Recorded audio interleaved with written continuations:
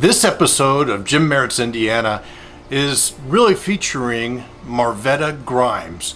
Marvetta has been the heart and soul of Seeds of Hope out on the west side of Indianapolis for a long time now, 22 years. This is a place where they take women in who have been suffering from addiction or leaving incarceration or just having a problem with their lives. They stress that every individual who is living in this home is employed, and it saves anywhere between $2,000 and $5,000. Next week, on July 14th, Seeds of Hope will be opening a new place where Father O'Connor, who was the guardian angel, helped them, steered them, guided them to building this new addition to Seeds of Hope. This will allow them to have those individuals who are in the first part, in the introductory part of Seeds of Hope, to graduate and have their own apartments. We'll be interviewing Marvetta Grimes in an apartment to show you all of what's going on in Seeds of Hope out on the west side. It's great to see individuals doing their very best to help those that are struggling. Again, this is Seeds of Hope, and I'm so happy that you're with us for another podcast from Jim Merritt's Indiana. Marvetta Grimes. Yes. We're at Seeds of Hope. Yes. Tell me about the start of Seeds of Hope back in 1999 and where we're going now here. As I understand it, you were here. Yes, I was a resident. This is a very impressive place. They're going to have a grand opening for the additional 17 units for people to really start their re-entry into life. Yes. And talk about a little bit about the beginning and what Seeds of Hope is always about and now about. Okay, well, Seeds of Hope started in 1999. As you had stated, I was among the first residents in 1999. It was Fairbanks, and then Fairbanks moved out. A couple of ladies stayed behind and wanted to start a program for indigent women. As you know, a lot of addicts don't have money, so I was one of them addicts that didn't have any money. What is your story, if you could tell us? I sure can. My story is like anybody else's. I was a drug addict. I stayed on the streets. I was homeless, and I woke up doing drugs. I went to bed doing drugs, if I even went to bed. With that being said, my children were taken from me. The good news about me today, I do have my children back in my life today. Yes, thanks to Seeds of Hope. So this place was the catalyst for the rest of your life. Yes, yes. And so I went to Harbor Light for a detox and treatment. And then they explained to me that I needed further help.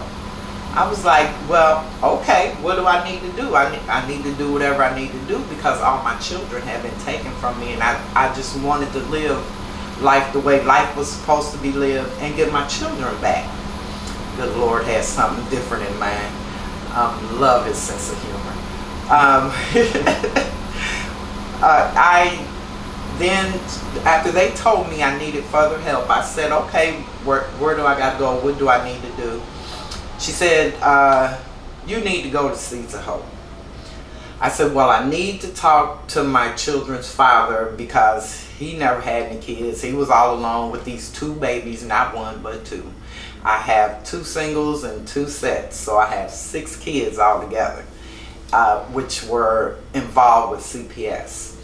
And it was hard for me to try to think that I could change my life for the better and not find my children. So I said, well, okay, where do I gotta go? She said, you need to go to Seeds of Hope. I'm like, okay, where is Seeds of Hope? She said, out by the airport. I said, oh, I can't go to the airport. She said, you can go to Egypt for some drugs, but you can't go to the airport for some recovery. And that struck me. Mm-hmm. That was that moment that I was like, she's right. what am I doing? I need to go. So I told her, well, let me talk to my kid's father. Well, the good Lord made sure I couldn't get on the phone. Because I know what he was going to say. You come home and take care of these kids. Because he never had any kids. He didn't know. And needless to say, I had to give him an answer. And the answer was, I will go. So that was in November of 1999. Seeds of Hope was founded September the 24th. It's been 20 years. Oh boy, 22 years. 22 years, yes. September the 24th, 1999. And we are at 1425 South Mickley. Building 2. Yeah, and on the west side of Indianapolis, towards the old airport. Right. And 22 years goes along, and right now we're in a unit where those that women who and there aren't enough. You hear about Dove House, but there are not enough places for women to go to have had a stumble in life, who are suffering from addiction or some sort of situation in their life, to help them re-enter the world. And you have a grand opening coming up next week on July 14th, and several members of the media are going to be here. And tell us about this new facility. Well, this new facility is called the Father Glenn O'Connor Home.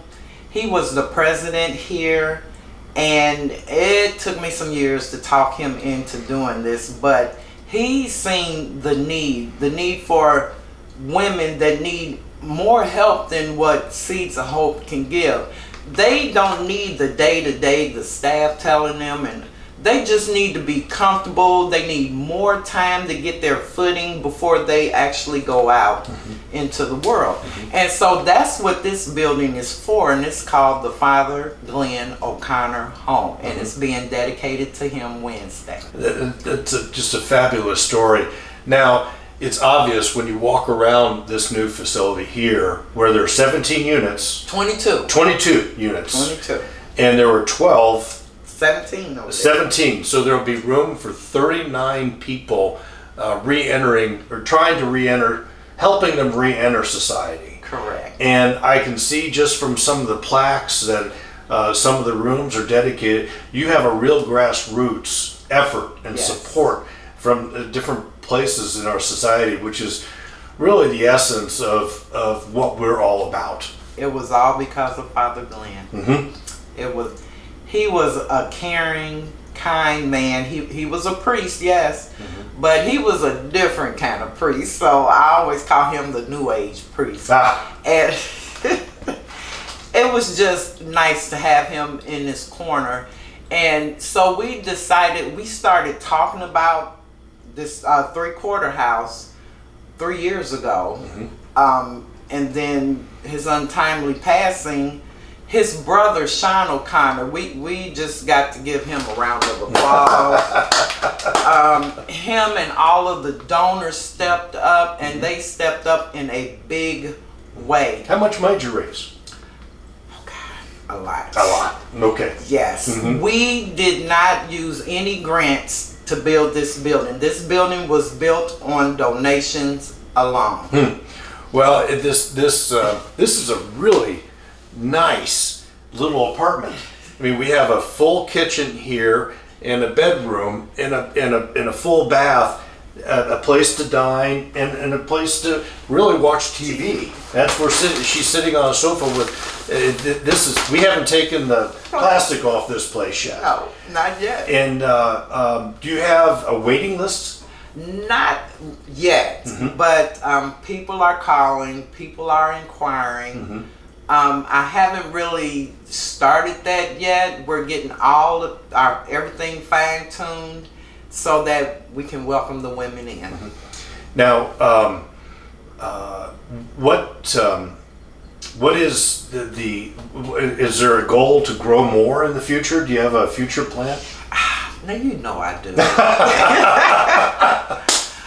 But let's get this three-quarter house up and running and see how well it goes. My dream is to help women and children. It is hard for women to come into recovery and then they have to leave their children somewhere else. You know, how can I get clean and think about recovery and think about all these things that I have to do to get myself together for my children, and they have to go someplace else. And a lot of women, their children go into CPS. My children went into CPS as a result. My son passed away in CPS. And this has just been a long dream of mine. And I think the good Lord going to see that happens. So these women can get help, and they don't have to leave their children with family members or strangers, but they can be with them, and then the family can recover together. That's the whole goal of the family recovering together, and that'll be the third phase of Seeds of Hope. Well, that's just a fantastic plan and a great dream that no question you're going to succeed at that. And this is such a success now. We need about 10 of these around the city, and we need probably 25 or 30 of these types of programs around the state. Yes. And our podcast viewers and listeners know that I've been around the state with comprehensive care, but we also need the Seeds of Hope, and specifically for women and children. Yes. I am so proud of you, Marvetta, and Marvetta Grimes pulled herself up by the bootstraps, came to see Seeds of Hope, saw those seeds starting to sprout, and there are so many different folks out there that are Marvetta Grimes that you are helping, and it's I very much appreciate the tour and the enlightenment, and you're watching and listening to another episode of Jim Merritt's Indiana. Thank you.